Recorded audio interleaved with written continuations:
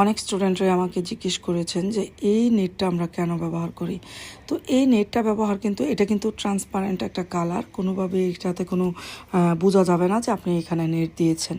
এটা দেওয়ার সুবিধাটা হলো আমরা যে ছোট ছোট জিপসিগুলো ব্যবহার করেছি এবং আমরা যে ফুলগুলো ব্যবহার করেছি গোলাপ ফুল, এগুলির গোলাপ ফুলের ডেটিটা কিন্তু অনেক সময় অনেক মোটা থাকে, ক্লিপে আটকায় না, অনেক সময় দুই একটা পড়ে যাওয়ার সুযোগ থাকে।